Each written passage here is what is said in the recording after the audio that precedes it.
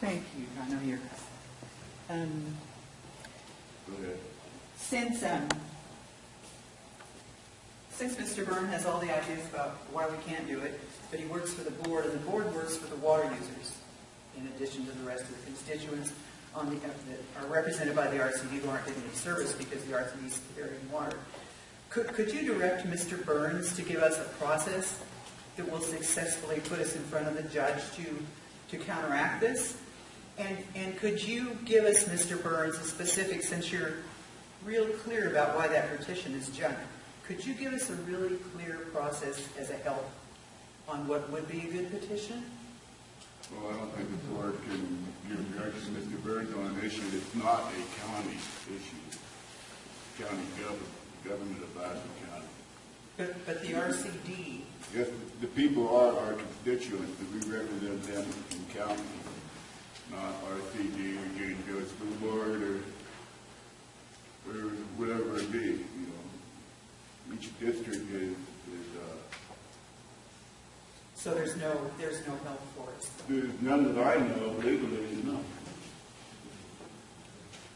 The only reason we're involved at all is because the RCD passed a resolution to ask us to make appointments. And that's the only involvement we have. In the past, that's been kind of mucked up because a couple of boards ago they said, okay, we would like you to make the appointments because we can't afford the elections. But would you take a list of recommendations of people that were pre-screened? Because, as you know, your board does not get pre-screened applications. And that's confirmed by the county office that takes the applications. And in the past, the board has kind of blown past that and appointed their own people. And so you have the mess you have here. Your deputy water master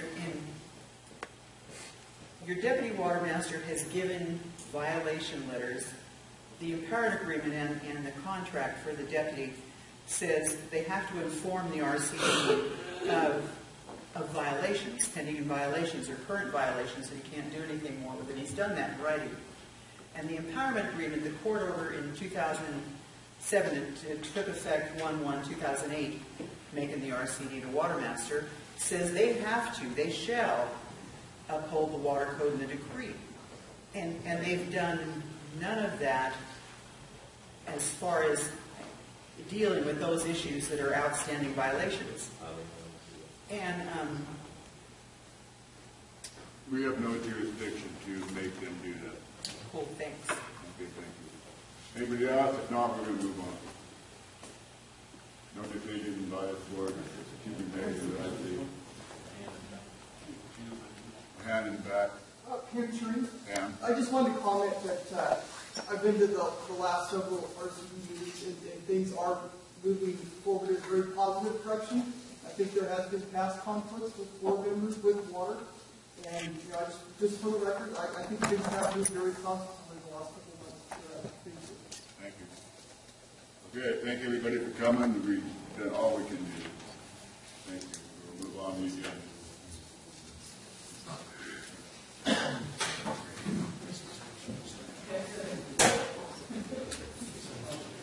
Good. We will now go to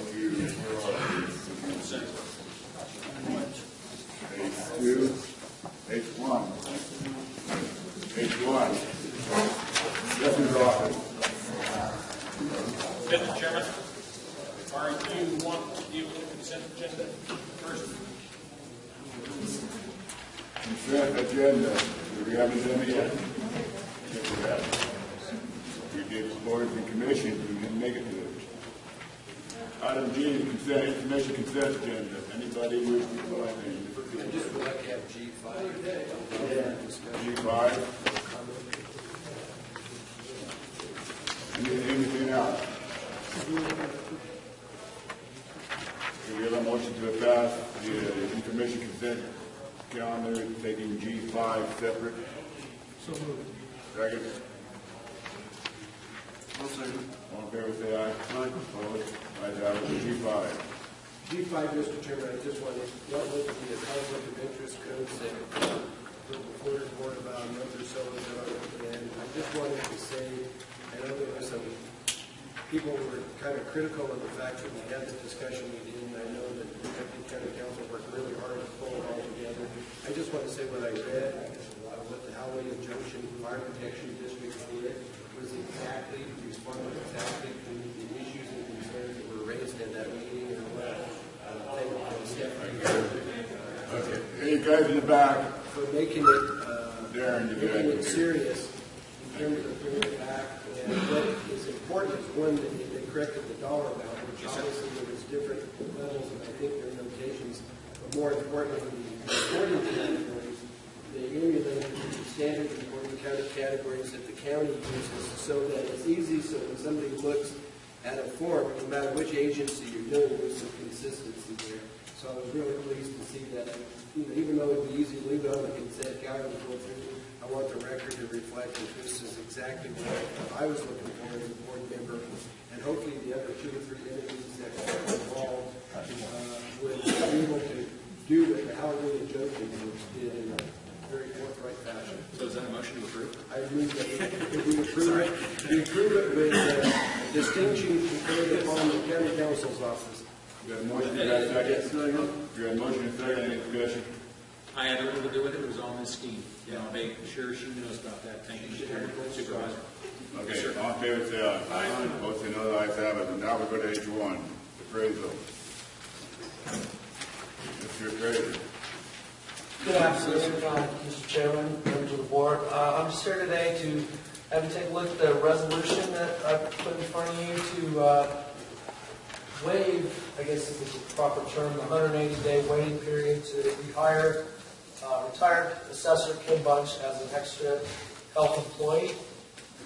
And I believe that by getting an extra 6 weeks or so prior to the 180 days will allow me to get the tax rollout on time. And I just ask that you guys take that into consideration. You got a motion? Mr. Chairman, members of the board, a couple of things, if you permit me. I can make it. Thank you. Okay, so the employment of a retired annuitant is now pursuant to the PEPRA. I can't even remember what the acronym stands for. Public Employees Pension Reform Act, which went into effect January 1st, I think at either 13 or 14, I can't recall. January 1st or 14th, it was passed in 13th. Thank you. It says that you can't employ someone for 180 days after they retire, and then only on certain conditions. This resolution would have to be adopted by you in order to, because Mr. Bunch retired within 180 days of now. And so it's actually 180 days on May 4, we calculated it. And so in order for us to move forward towards picking them up as extra help, essentially, for the assessor's office. And I got to confess, to a certain degree, I'm partly responsible for the assessor's office having extra workload because I've been pushing to clear the decks at the Assessment Appeals Board. And they've been tied up to the degree that I've been agendizing every single application, generally speaking, over the last 6 or 8 months since I became your county council. And we have caught up, and they've been busy as a result of my pushing that. So I have some responsibility there. And so part of the issue, though, is if you adopt this resolution, it's going to take 30 to 60 days for the CalPERS folks to also pass upon it, and then we're almost right up to the May 4 date. I feel compelled to tell you that. Whether it changes your direction or not is entirely your prerogative. So, Do we have any other option? well, not to employ him as a retired annuitant. Jim? Well, Mr. Chairman, that's the question I kind of want to ask, because I think it gets to the PEPRA issues, and I know at the RC meeting tomorrow that Aaron's going to be attending, that they're going to be discussing that as it relates to county supervisors, people who retire from it doesn't matter which PERS type job, and then they go and run for office and get elected. And the issue is, do they get to, it's one thing to reinstate them into as an active employee, which means they're not collecting their retirement. They basically get the salary for the job they're working on, so they basically retired and decided that they didn't want to be retired and they came back to work. Versus retiring, collecting your retirement, and then go and get yourself hired, under those rules, they can only work for 960 hours, which is basically half a year in terms of doing it. So it's a way to sweeten the pot, I guess, as you go into those retirement years. And so PEPRA, that kind of a dynamic was excessively being abused in a lot of urban areas where you had people that, firefighters, it was law enforcement, they were getting some pretty good retirements, and then they turn around and go back to work, and the double dipping is just kind of further jacks up the cost to the taxpayer. So my question is, the way I read this is that we're asking Ken to come back and work full-time for part of the year, I guess, and he'd be retaining his retirement benefits, and he's going to get paid on top of that. And that to me, I think runs really against what is expected under the pension reforms and how that affects what we have to contribute, what it affects other people who are maybe looking to be employed. And I realize Ken would be a valuable asset, and the past practice has always been to rely upon a certain number of retired annuitants to come back in their basically almost their former role or something closely associated to it. Obviously, you save on training, you save on orientation, they can hit the ground running. Those are all the same reasons. But I'm more in favor of having him come back, but if he's going to come back, he needs to come back as an employee, not as a retired annuitant. If that's the reality. So the short of it is that only because Mr. Leader wants to bring him back before May 4th are we here today. As an elected county constitutional officer, he could hire extra help, and that could be a retired annuitant, and that could include Ken Bunch after May 4, essentially without coming before this body, and he would have that authority to do so. But I think even the PEPRA laws, the way that Reform Act comes in, even after May 4th, I think right. The policy of the county, to what extent are we going to, and I know that we have several departments that over the last couple of years, in reaction to the legislative reforms, that we have worked to not have, in other words, we have had people in the system and sort of kind of like phase them out and not make it a practice and be encouraged to do that. I appreciate those remarks because that is an issue that I tackled some months ago. I know Mr. Schlater and I have had and other department heads. No, it has nothing to do with the assessor, Mr. Budge. You just happen to be the one that's now become the example and push each other to talk about it. So there's a balance there. Yeah. I believe in the past, the county, and we're not alone. You see it out of prisons. Heck, my father-in-law was employed as a retired annuitant at the Department of Corrections, CCC. Well, it was pervasive throughout the system. It really was. And CalPERS clamped down on that, and they wanted to make sure that counties and state correctly observed the true purpose of retired annuitant status. And if you go back, even before PEPRA, the government code talked about the authority to employ a retired annuitant, generally speaking, is limited to those kinds of situations where there's an emergency situation where you've got to have someone come in on short notice, and they've got some technical knowledge or experience that the typical labor pool does not possess, or there's a backlog which is of a short-term kind of nature, which I think is what he's experiencing right now, and I believe is what the assessor is presenting to you as the basis upon which this request is being made, not that Mr. Bunch would be hired as a retired annuitant to become a kind of permanent employee of the county, not a permanent part-time employee. I believe that the representation, and I'll just ask for an affirmation of this proposition, that the idea that Mr. Bunch would be hired is to help them get past a short-term backlog, and that is something that was permitted under the government code and continues to be. But I appreciate the remarks of Supervisor Chapman because that was something that we had to deal with, and we had to make some corrections, and they were difficult.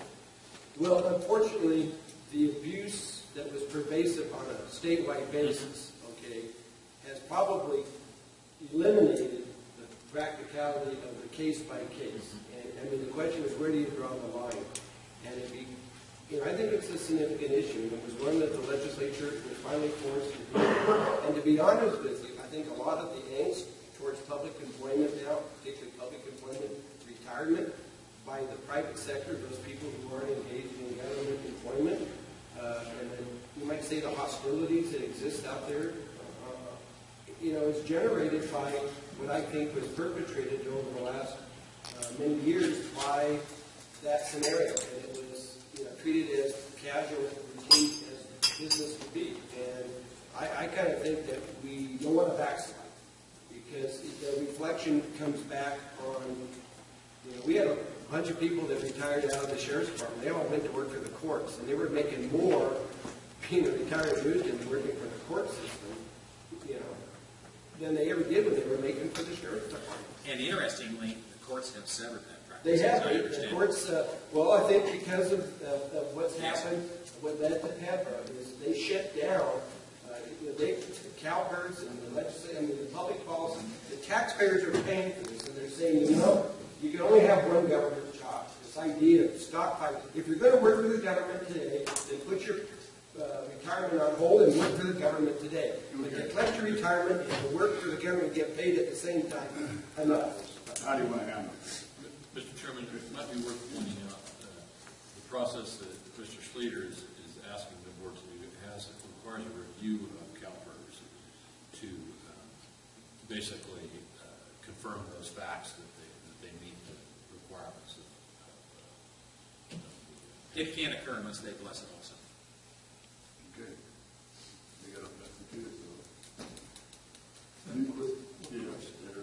So this is going to be a short-term deal, a one-time only, not how many That's hours, my plan at this point, yes. not how many hours you would employ. Roughly, Total? yeah, About 600, 600 hours. just off the top of my head. So this would be, Probably from now to the end of July, something like that, or when the river takes effect. his duties are to get rid of the backlog assessment. Yes. When he retired and I assumed the position of assessor, we hired a brand new appraiser off the street, and basically a lot of our time that we'd be normally doing appraisal work, we're training a brand new guy. So, So he'll be trained by June. okay. Well, more so than it is now, yes. So the idea that Ken will come back, having 35 years of knowledge of certain aspects of the office, will allow us to have a better shot of getting our mandated tax roll out on time. Is the salary contemplated at what he left at, or at something No. less? What's it contemplated It's at? the same as a senior appraiser. Okay, thank you. I knew the answer to that, but this is correct. Remember asking the survey the answer, right? Well, What do you guys want to do? Don't.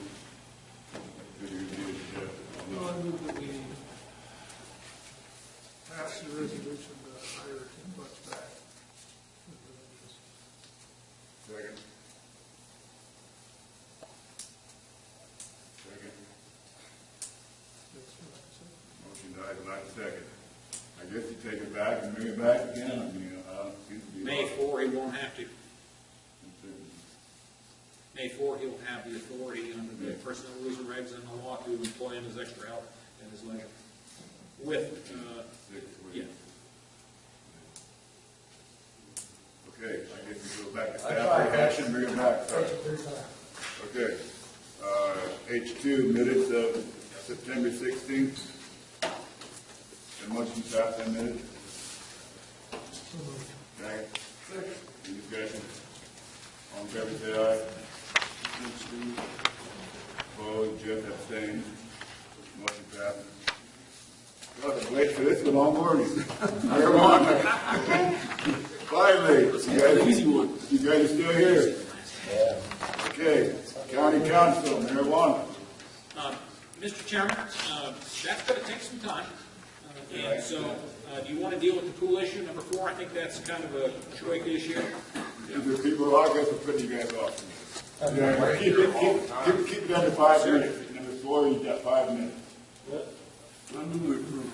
Yeah, but I would like to just add one thing to it. I think one of the things that we have in these agreements, and there's always the potential for disputes to erupt, and I'm not saying that will in this particular case, but I know when we were dealing with the property stuff out in Hurlong there, the issue of having a referee clause incorporated in there in case there is a dispute that crops up, that's something. And I just didn't see anything like that. When we can insert that clause like we did in the, and just make that as a standard thing in the deed contract, where we're transferring property back and forth from the county out, that we incorporate. I mean, the HOV recreation authority, I don't think we're going to have any issue with that. If indeed there was all of a sudden an issue cropped up, we have a mechanism to deal with it.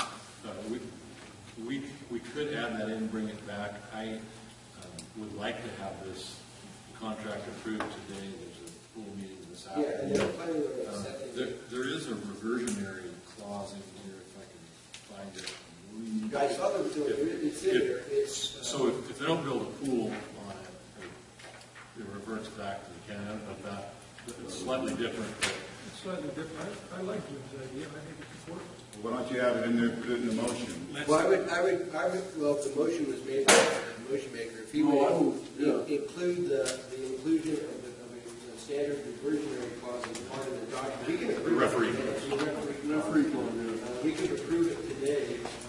We got the reversion clause, that's interesting, important, but I think just having that, just as a standard boilerplate, not that it's going to probably affect this particular activity, but it's there. Yeah.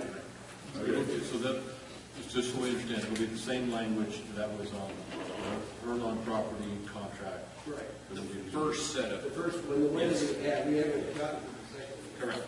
So, real clear, so we're on the record here, and as, you're all my client, we understand that in order to invoke a referee clause, or not invoke, but to include a referee clause, you must in advance essentially give up your right to trial by jury.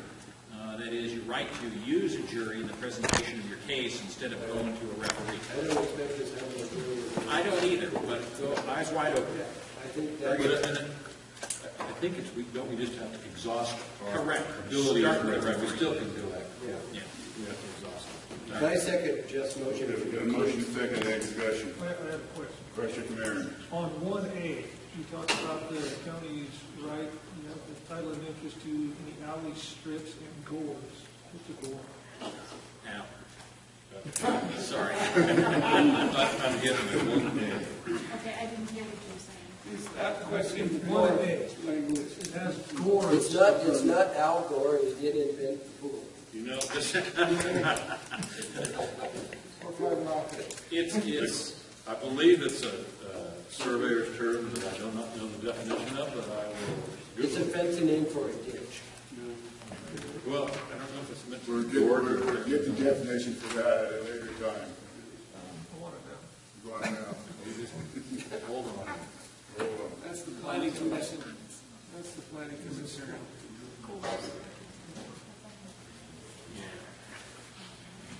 No, I want to inform you of the food store uses today. Yeah, they're going to, it's on the agenda, and we'll be acting on accepting it today, if the board acts today, and I hope.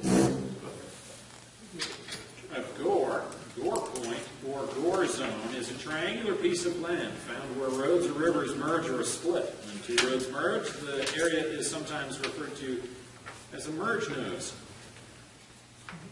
Wikipedia. That's their begging term. You got that? Yeah. Okay, all in favor, say aye. Aye. Those we know, ayes have it. No. Oh, you gotta know. Madam Clerk, did you get all that? You just got one vote? Maybe we'll poll the vote, please. Yeah, we better pull the ball. Supervisor Chapman? Aye. Supervisor Hammond? Aye. Supervisor Alba? No. Supervisor Hemphill? Aye. Supervisor Kyle? Aye. Good. Now we've got marijuana. Thank you. Mr. Chairman, Here we go. members of the board, we're back to the marijuana issue. We're back to marijuana. All right, very good. I This should matter was probably say you did postponed. sometime now. This matter was postponed from last Tuesday until today on the specific premise that, as I understood it, we think about the conditions of cultivation before we start moving towards a final draft of the draft ordinance for possible adoption. And so you didn't see a new draft. I have to tell you, after last week's meeting, I found that to be the most productive conversation that we've had so far. That's my personal view of the issue. I have, what's included in the draft ordinance, I mean, really what I'm focusing on today is conditions of cultivation. I don't think there's any significant dispute about the proposition that if there's going to be cultivation on a parcel of land in Lassen County of marijuana, that the person who's the patient or the primary caregiver reside on that land. That is a component of the draft, and I've not heard any significant objection to that to date. And I mention this for the express purpose of saying, let's get past that. Hearing no objections, I'm moving past it. Well, I'm trying to move this board to consensus so we can get to it. I'm kind of feeling like we need to make some progress on this one. Certainly clear direction. We've had several meetings. We've had expressions of opinion coming from all different sides. We've seen it from patients, from the primary caregivers, from the neighborhoods where some of this is going on that don't support it. And to be square with you, it's, in my view, been a pretty balanced receipt of information. So we've got the one condition of cultivation that talks in terms of, you can't grow unless you're the primary caregiver or the patient. You live on the land where the marijuana is being grown. And then there's some other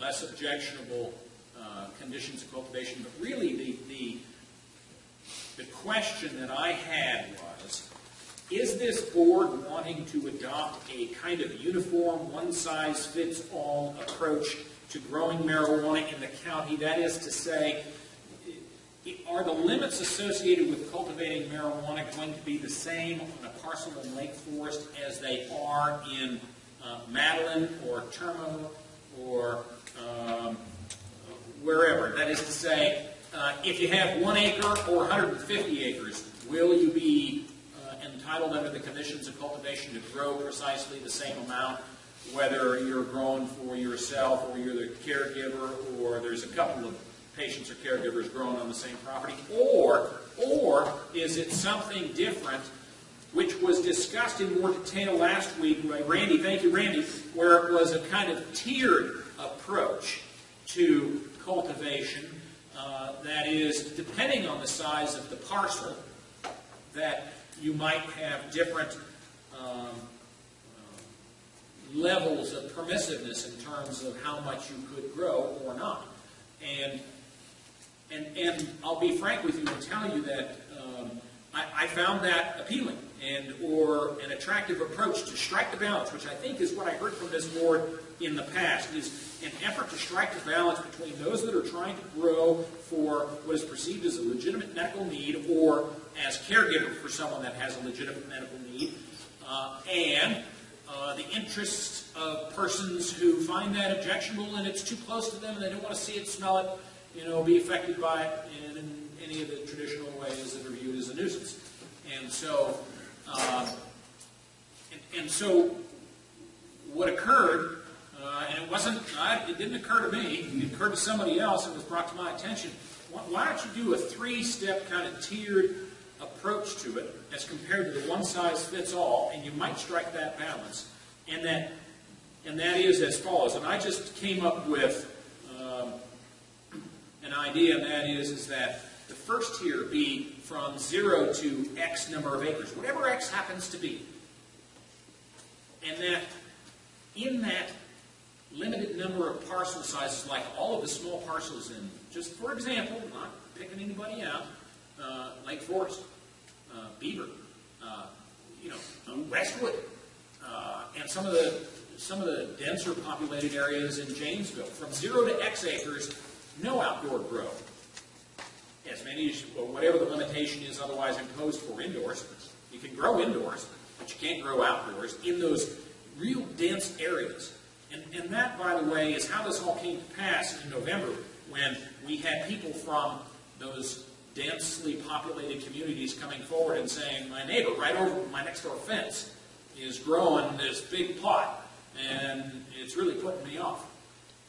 And so the first year being from 0 to X acres, whatever you define as X acres, being no outdoor and a certain number of cap